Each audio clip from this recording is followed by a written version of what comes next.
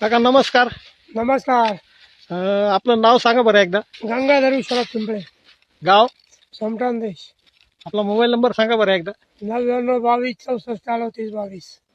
बरं, आता आपण तुमच्या मकाच्या प्लॉट मध्ये कुठली व्हरायटी लावली होती काका? ही मी 503 के सीड KK कंपनीची seed. KK 503. हा. बरं, साधारण आता किती पॅकेट लावले होते काका तुम्ही? मी हे 2.5 पाकिट लावले. बरं, तर साधारण कशी काय वाटली तुम्हाला आता ही व्हरायटी? आता मला तर बरी वाटली बा.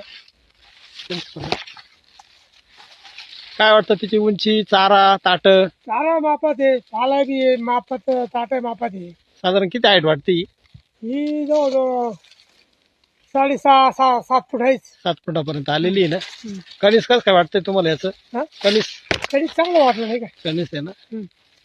तर बघा शेतकरी मित्रांनो, आपण आज इथं आलो त्या दादांकडं. त्यांची आपण KK सीड कंपनीची 503 मका दिली होती त्यांना. बागायती वाहन आहे आपला, उंची पण रेग्युलर आहे त्याची, मस्त वाढलेली आहे. आणि त्याच्या बिट्ट्या पण बघू शकता तुम्ही झाडाला कशा लागलेल्या आहे. आता ही जवळजवळ अजून आता ही थोड्या 8-10 दिवसानंतर हार्वेस्टिंगला येणारच आहे. तुम्ही बिट्ट्या बघू शकता या कशा आलेल्या आहे.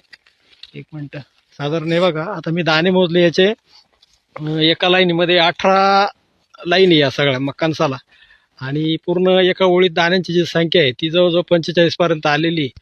म्हणजे येणारं उत्पन्न सुद्धा खूप चांगलं राहणार आहे. तर येणाऱ्या रब्बी हंगामात आपण जी उन्हाळा मका कराल त्याच्यात KK 503 ही करावी.